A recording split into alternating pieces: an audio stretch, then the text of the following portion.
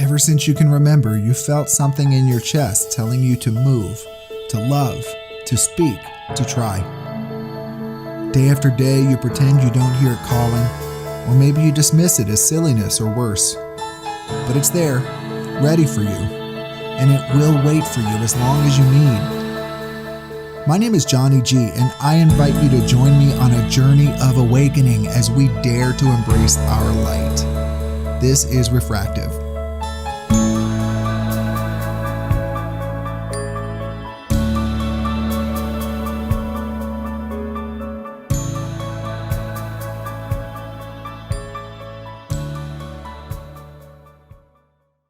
Hello, everyone. Welcome to another episode of Refractive Podcast. I'm your host, Johnny G. A friend of mine named Michelle in Washington, D.C. had recommended to me that I go stay in a Buddhist monastery. Now, this was mind-blowing to me because I'm not a Buddhist. I know nothing about Buddhism. I had only had a very surface level exposure to Buddhism and its teachings. But she had spent a year in Southeast Asia and had stayed in several monasteries for much of that year and had experienced spiritual growth in a way that she thought would benefit me as well. She knew kind of my journey and my strengths and my areas of opportunity in spirituality, and she thought it would be something that's very beneficial for me. And so, listen, it's never been on my radar. Buddhism has never been a part of my thought process, but I certainly was open to it. And because I'm a nomad right now, it's been 2 years. I haven't really had a lease or a place anywhere. Why not, right? If I'm staying over here or staying over there, I can just as easily go spend a few weeks in this monastery. So I did it. And I got to tell you, I learned a lot. I learned a lot about, of course, the practice of Buddhism itself, but I learned some spiritual truths and I gained some wisdom from it. And I thought it would really be an interesting episode. So today I'd like to share that with you. I want to first talk a little bit about Buddhism and the two varieties of Buddhism. And then I'll talk a little bit about the monastery I stayed in, what type of Buddhist tradition it follows. And then I'll go into my takeaways and things that I think might be helpful to you because they were helpful to me. So to start off with, I first want to talk about how there are basically two different sects of Buddhism. Now, some people will say that there are 3 sects, and that's fine. Some other people say that 2 of those 3 sects can be combined into one. So for simplicity, I'm going to say there are 2. And the first is Theravada. Theravada is the older sect of Buddhism, and it's the generally more conservative sect of Buddhism. And Theravada Buddhists strive to become arhats. And even by saying this, let me just say that there's a lot of Buddhists who would say, we don't strive to become anything. We already are everything. And so it's just for simplicity and practicality that I'm using these terms. So if you are a Buddhist expert, please don't come at me, right? I understand that I might be oversimplifying some things, but it's for the sake of time. And please feel free to research all of this. I found an amazing website from the BBC that explains a high-level overview of Buddhism and its variations and its core beliefs. And so I'm going to put that website in the show notes because even though I had already gone through the monastery, in putting this episode together, it was a helpful resource for me. Okay, so the first sect we're talking about is the older, more conservative sect called Theravada, Theravada. Theravada Buddhists strive to be arhats. And that word is Arhat. And an arhat is a perfected being that has gained true insight to the nature of reality, and they have followed the noble eightfold path and have thus extinguished the three fires of greed, hatred, and ignorance. They have achieved enlightenment through this, and that has freed them from this ongoing cycle of life, death, and rebirth, which the Buddhists call samsara. So, having achieved enlightenment, they will no longer be reborn. That is the general path for a Theravada Buddhist. I referenced the Noble Eightfold Path, and I'll just run through it really quickly. This is fascinating stuff. It's rich spiritual material. It jives perfectly with Christianity. It jives with mystical Judaism. It's just a really valuable set of information that can only enrich your spiritual journey if you aren't already familiar with it. So the 8 parts of the Noble Eightfold Path are right action, right speech, right livelihood, right mindfulness, right effort, right concentration, right view, which you might think of as understanding, and right intention. And so by mastering the Noble Eightfold Path, these Theravada Buddhists achieve the status of arhat and therefore are freed from the cycle of samsara, which is life, death, and rebirth. So let's move to the other sect of Buddhism. This is the slightly newer sect. It's slightly less conservative, and it's called Mahayana. Mahayana Buddhists aim to become bodhisattvas. And a bodhisattva, I'm not going to spell it for you. You can find it on the interwebs. But rather than an arhat, they strive to become bodhisattva. A bodhisattva is someone who is also on the path to enlightenment, but who believes that they will achieve enlightenment by helping others achieve enlightenment. So they stay in the cycle of samsara. They choose to stay in the cycle of life, death, and rebirth until others have achieved their enlightenment, and then the bodhisattva is free to achieve enlightenment, okay? And therefore stop the cycle of life, death, and rebirth. And so, so that kind of is a little bit of an overview of the two. And here's kind of how I see the differences, okay? Whereas Theravada Buddhists strive to become arhats and gain freedom from the cycle of samsara, Mahayana Buddhists, for purposes of compassion, choose to stay in the cycle of samsara and then achieve enlightenment afterwards. Both sides of Buddhism are serving the whole, because as one of us becomes enlightened, all of us move closer to enlightenment. We affect the whole world. So whether you are focusing on your own enlightenment through relative disconnect from the world and its distractions, its sensory distractions, like a Theravada Buddhist, or whether you go out into the world and engage in the world, albeit surrounded by these sensory distractions that can delay the pursuit of enlightenment, they're doing it from a sense of compassion to help others see the way and therefore help us all eventually get there. So, okay, that's a lot. It's heavy. I talked about a lot of complications. it's a fairly complicated topic, and I have grossly oversimplified it. And so I want to acknowledge that, but I just want you to have some basic understanding. So the monastery that I went to, it is in Temple, New Hampshire. It is about 45 minutes away, maybe an hour from the Manchester Regional Airport in New Hampshire, maybe about 90 minutes away from Boston.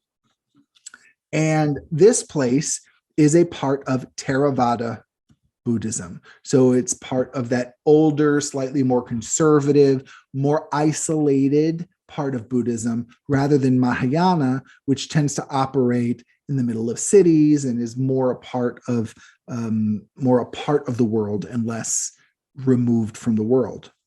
And so it was a really stunningly beautiful place. Anybody can request to stay there. It doesn't cost anything. If you are interested in that, I'll put a website to the URL to the Temple Forest Monastery where I stayed. I'll put it in the show notes.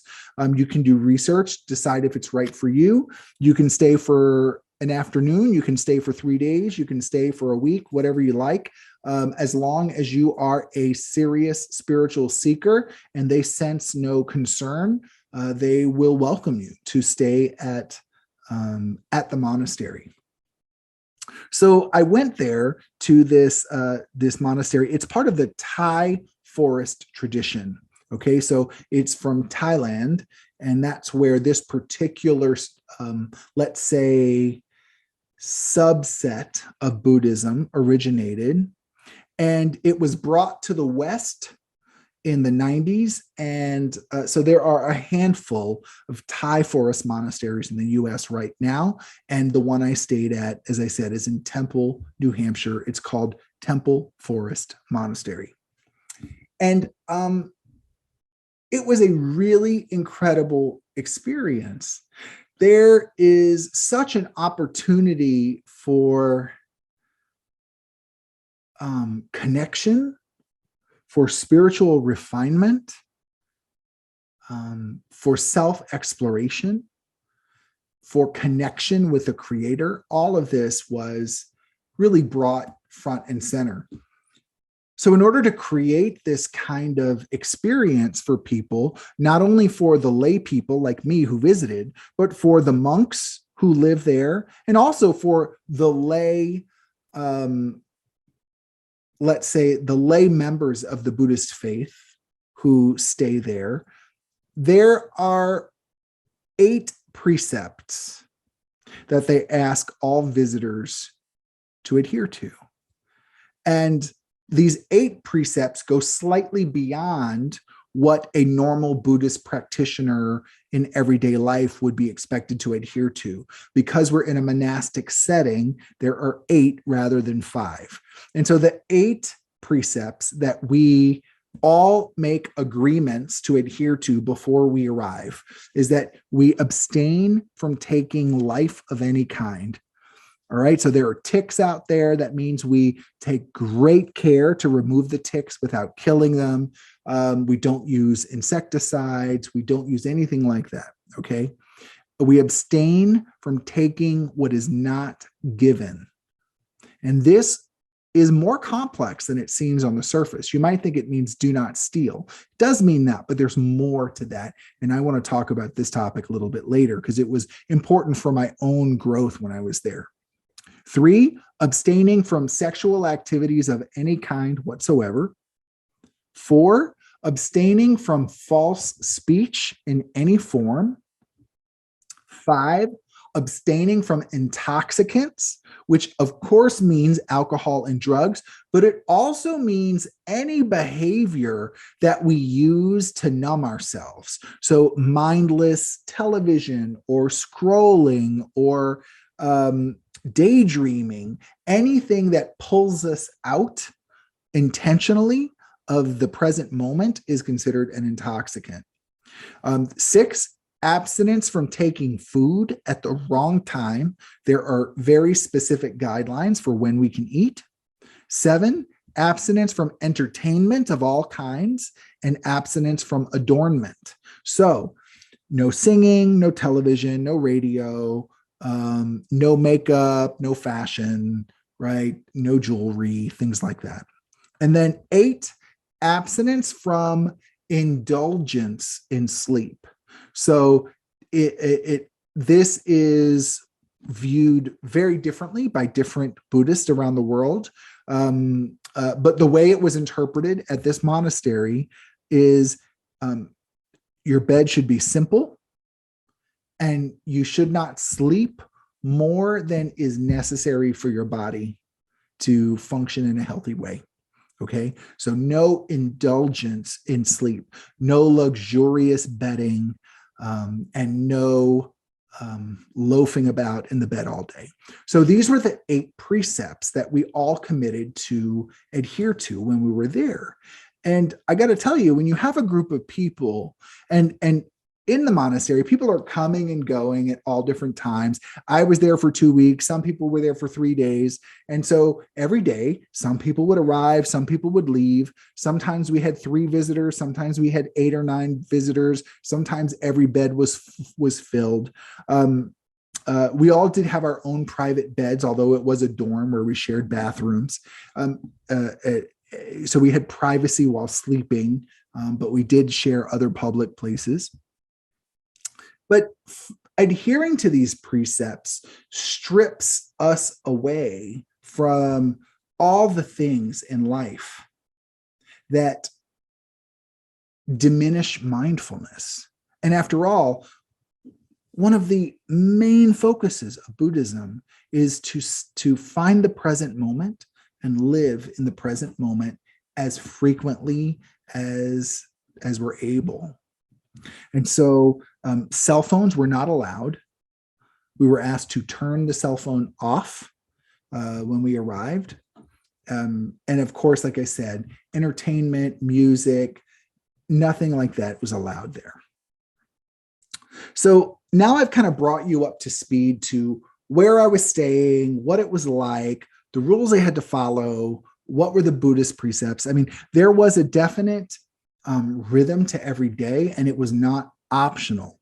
And this was another important part of the experience of staying there. So every morning we had group meditation at 5 a.m. and it lasted 1 hour. It was silent meditation together. On most days, the monks were with us. On some days, the monks meditated on their own, and it was just the lay people who were there meditating. Then we had chores and work and breakfast that we did in the morning. And so as a part of staying there, it doesn't cost anything, but everyone contributes to the upkeep of the place, whether it's vacuuming or raking leaves, or whether it's, cleaning the dorm that you're in. Everybody does a little bit of work for a couple of hours in the morning. Then there's lunch, which is the last meal of the day. We don't eat past noon. We start eating at 11 and we finish by noon. And that's the last meal of the day, which I thought was going to be a big deal for me. If you listen to the show, you know that I have a history of compulsive eating, but it really was not. It was not even challenging in the least. The food was hearty. It was satisfying. And then I'll tell you a little bit about, there was a small snack time that happened later in the day. Then there was personal time after lunch, which lasted 5 hours. And that was time to focus on your practice, whatever it means for it to focus on your practice. So for me, because I'm not a Buddhist, I did a lot of spiritual reading. I did a lot of journaling. I did a lot of walking out in the forest. I did meditating and walking meditations. That's how I spent my free time every day.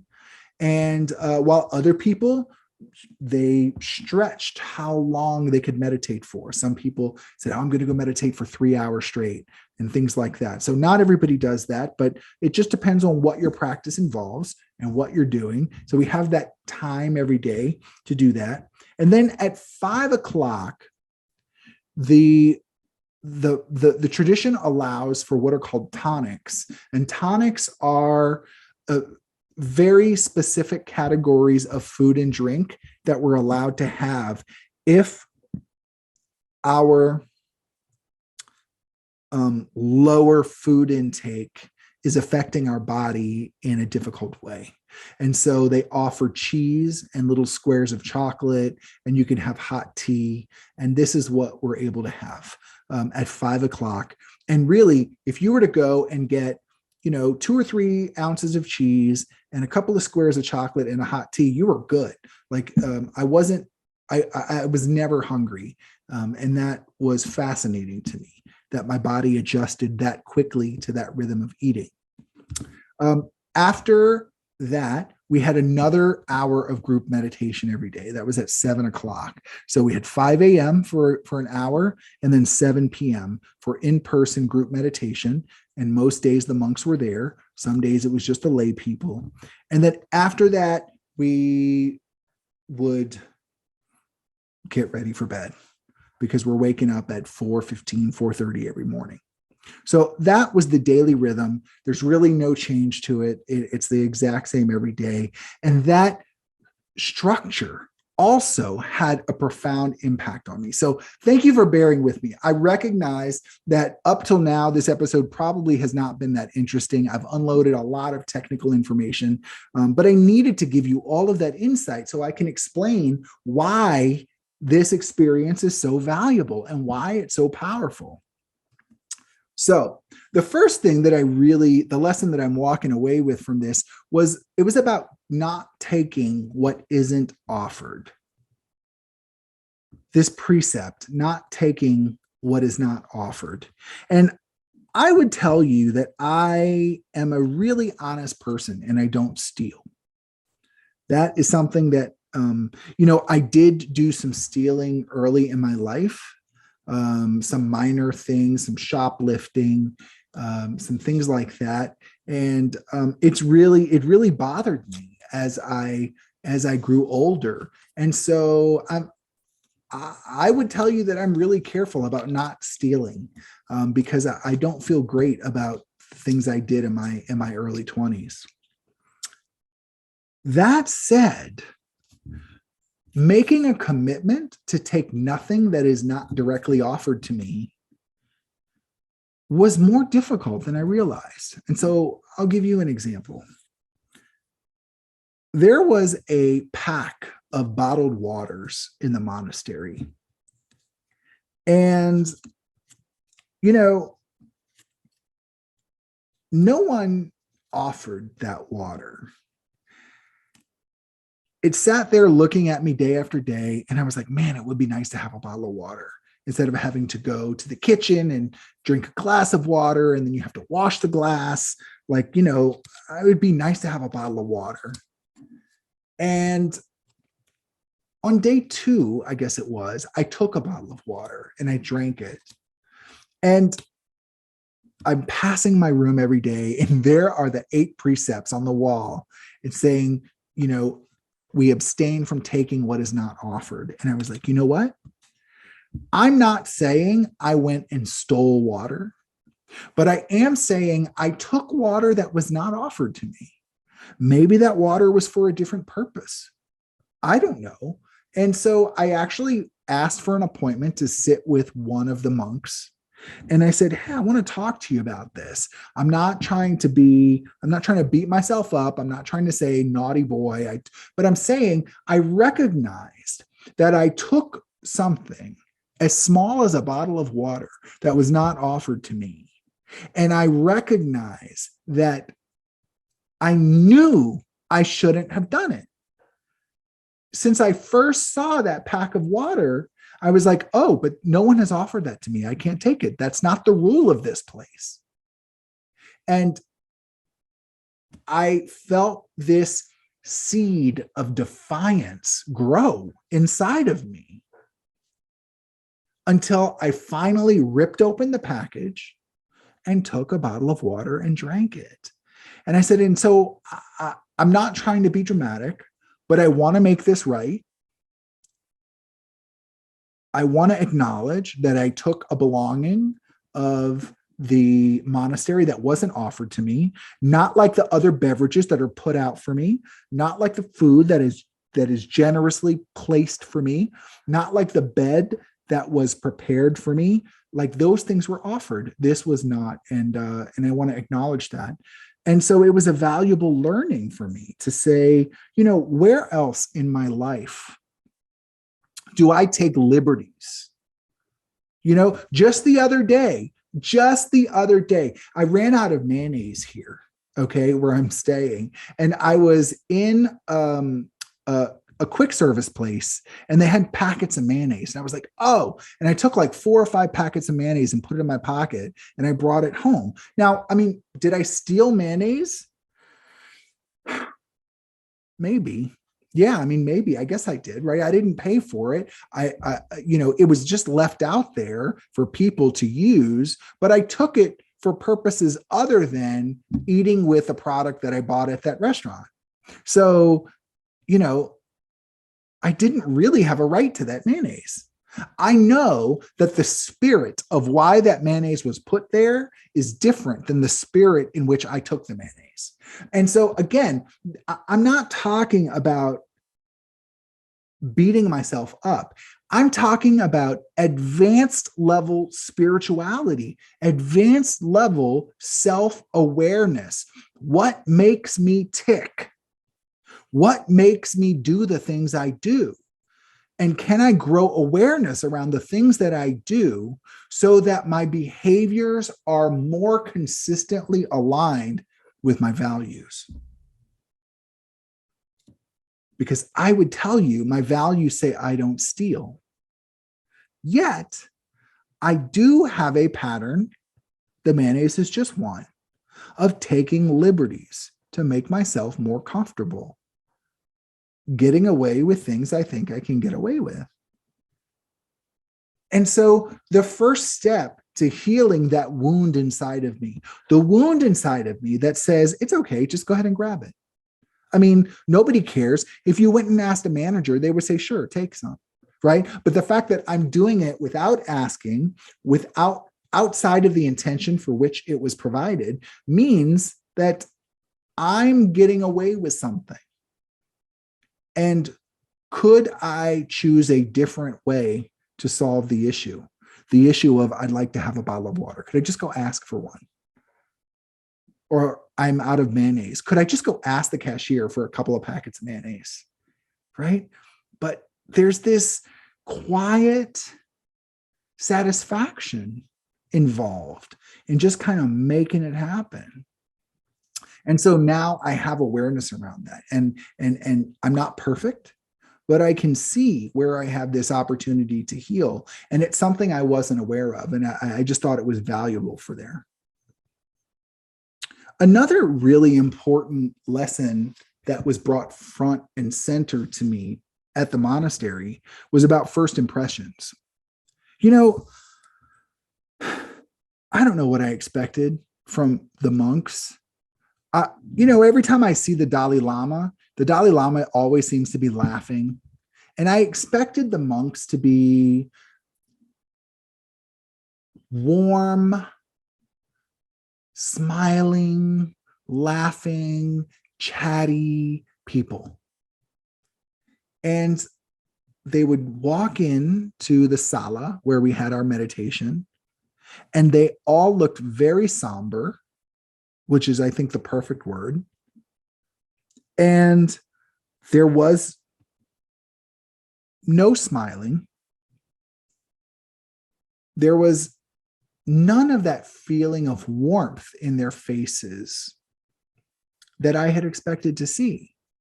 And I found it very off-putting for my first several days. I found it disappointing. But over the course of these 2 weeks, I had one-on-one time with monks several times. Either my job for the work period was to go do something that was specifically helping one monk in his duties, or sometimes I drove people into town in order to run errands. The monks can't touch money, they can't make purchases. So, I had to drive a monk, for example, to the eye doctor to get a new pair of eyeglasses, but the monk can't pay for anything. So I had to use a monastery credit card to pay for the monk's services. So, as I'm doing these acts of service, I'm talking with the monks and getting to know them. And I have to tell you, every single monk that I talked to just poured out warmth and kindness. And so when I saw these bald-headed, because they shave their head, right? Bald-headed, very somber men file into the room looking like a row of Mr. Burns from The Simpsons, I'm like, oh, well, that doesn't look like what I want to emulate at all. But what I learned by the end of the 2 weeks was they're not like Mr. Burns from The Simpsons. They're peaceful. They're peaceful. They're focused on the inside. They're focused on unity with the Creator. And that is a powerful and sometimes somber, sometimes, well, let's say it's an experience that demands respect. And I realized that what I saw as coldness was really peacefulness. And so it's a valuable lesson for me as I look at people that might support a political stance that I disagree with. Or when I look even at something as severe as the Russian government right now. And I can say, what don't I really understand? Because I guarantee there's a lot I don't understand. And it doesn't mean I have to sacrifice my autonomy and my ability to process thoughts and feelings and even judgments. But it means that no matter how much research I do, I'm never, ever playing with a real full deck. I'm always passing any situation that I make judgments on through my own distorted lens of understanding and perspective. And that helps me to maybe not jump on the zeitgeist bandwagon of bashing a perspective that's different from mine.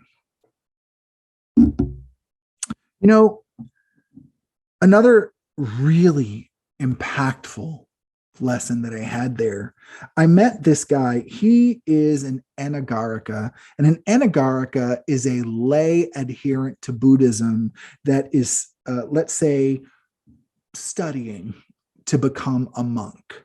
So it's like a pre-monk, and hashtag pre-monk. And so I met this Anagarika, and I won't use his name, but he was just a fabulous individual. I just really, I feel so rich for having spent time with him. And he talked about how a few years ago, he was very close to being ready to take his ordination, right? There's a minimum number of years that you have to serve as an Anagarika for this tradition before you can actually be ordained as a monk in this tradition. And he was close to it. And then the woman who was his wife reached out to him and said, listen, I don't know how to tell you this, but I'm on the verge of declaring bankruptcy, and I don't know what to do. So this guy had entered the monastery almost 3 years before then, and was very close, as I said, to being ordained. And he decided to leave the monastery, to leave behind his progress to becoming a monk. And he returned to his old career, got a job, and he worked for 5 years and contributed to this woman's finances, this person who had been his wife in his previous life. And he supported and helped her to avoid bankruptcy, to avoid losing the house, to having to sell the house. You don't lose the house in bankruptcy, but from having to sell the house to make ends meet, and walked away from his life as a monk because of it.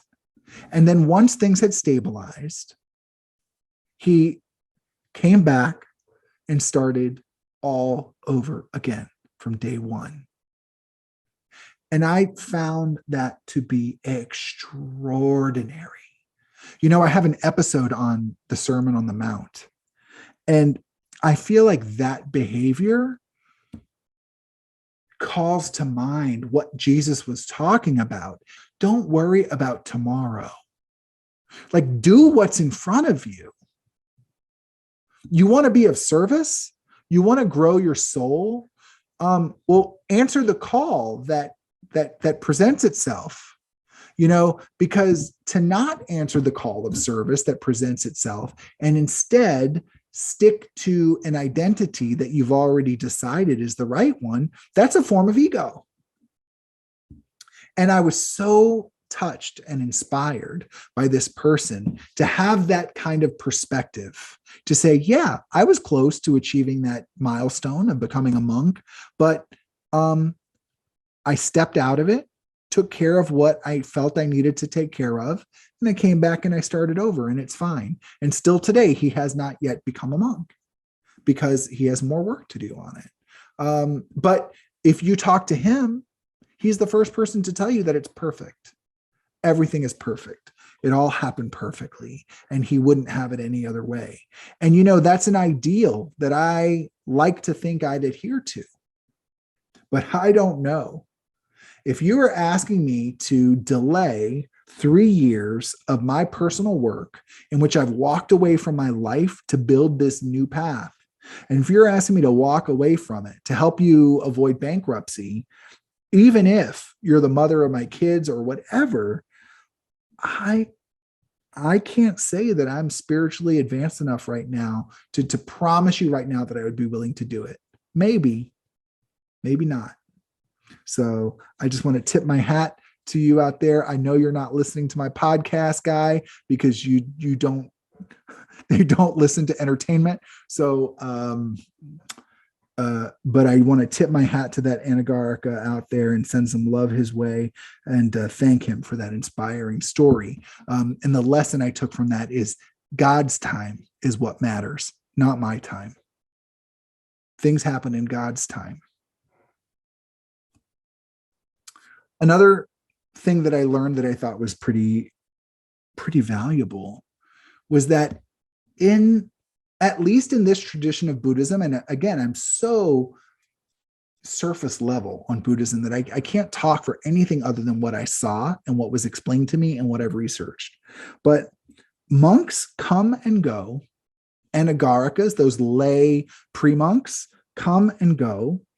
They robe and disrobe. I mean, it's not that easy, right? Like, in order to ordain, as I said, there's quite a process to go through, but they come and go as they feel appropriate, and there's no shame and no resentment and no ill will whatsoever. So the day an Anagarika goes to the abbot of the monastery and says, "Abbot, I need to leave," there's no shame, guilt, ill will. It's just, have you thought this through? Are you clear on this? And then they give their blessing. And if a monk, even a monk who's had his robes for decades, says, "Today's the day that I am ready to leave and go back and join the quote real world," the abbot understands, and there is no shame. There's no guilt. And I thought that was beautiful, because when I think of a monastic life, and maybe it's because I'm coming from the tradition of my childhood, which is Catholicism, I think about lifelong commitment. And, you know, in the Sermon on the Mount, again, Jesus says, do not promise anything. Well, what does that mean for all of these vows and promises we make in the world? I don't know. That's not the topic of this episode. But the fact is that all we can do is follow the inner wisdom that comes from a place of love in our life rather than the inner wisdom that comes from a place of fear. And if one day that inner wisdom that comes from a place of love says you need to leave, then you're expected to leave. And I thought it was beautiful and reinforcing and comforting that even in a monastic life, that is fully accepted. The last thing I'll say about my experience here and the lesson that I can walk away with from this, it's that things work out. Things work out. Things don't always happen the way I imagine them to happen. And I look, and I've had a lot of pain in my life, okay? I've had experiences that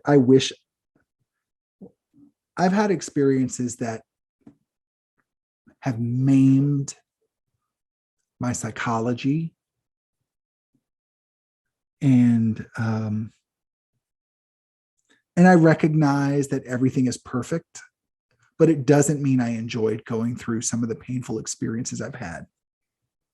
But even with all of that drama and pain in my life, never has there been a day, never once, where every need wasn't met.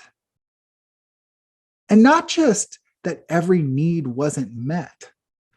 Never was there a day in my life where I didn't have extra of everything, way more than I needed. Again, just like the Sermon on the Mount says. Listen, I'm like the only non-Christian evangelist for Jesus. I'm telling you, like I'm on fire for the Sermon on the Mount. But the thing is that what I learned from this monastery is that everything just works out. People show up and they support the monastery. The monks never touch money. They don't make purchases. And all of their needs are met every single day. If they need a saw to cut wood, or an axe, or if they need a leaf blower, they do without until someone says, hey, what do you guys need? Is there anything that you need that I can get for you? And this is how they get 100% of their belongings. That's how they got all of their cars. That's how they get their food every single day. It's brought to them by people in the community. And everything works out. And if there's anything that I need to remember in life, it's that even on my darkest day, everything works out. Even the day I die, even if my death is tragic and painful, it's working out. It's working out. What role might my death be playing for my family? What catalyst for healing might that be doing? How might I be bringing other people together? You know, what catalyst am I providing for the people who were taking care of me in that hospital bed? Right? What catalyst am I providing for the person who hits me with his car and then has to deal with the aftermath? What type of healing might that person be having a chance to experience because he took my life? For the person who mugs me and shoots me and kills me in the alley and then has to deal with the emotional and psychological pain of that, maybe that person desperately needed a chance to heal some unfinished business. And my death was the catalyst that allowed him to experience that and therefore heal that splintered soul. And so before I say, I shouldn't have to deal with obesity and compulsive eating, before I say I shouldn't have to be an alcoholic, before I say I shouldn't have had to be a gay kid in the South, before I say life shouldn't be this way, before I say that, Russia shouldn't be invading Ukraine, maybe I should take a step back and say, I don't know. All I know is that I can wake up and do the best I can. And that everything always works out. Thank you so much for listening today. I hope you enjoyed hearing about this experience. I'm going to put all those links into the show notes. If you're interested in visiting a Buddhist monastery, I highly recommend it. You don't have to stay for 2 weeks. Do what's right for you, but you will walk away a different person for that experience. All right, everybody, have a great day and aim your light. You have been listening to Refractive Podcast, and this is Johnny G. If you've enjoyed today's episode, do me a favor, give it a share on social media, or if you're in the podcast app, give it a rating. If you're on YouTube, click like. It really does make a difference in the search results. I am a speaker, coach, and facilitator based in Washington, D.C., but I work in person and remotely with people who are ready to step with clarity into their most authentic life. If I can be of service, reach out to me, Johnny, JOHNNY, at refractivecoaching.com. Have an amazing day. Be good to each other. And always remember, aim your light.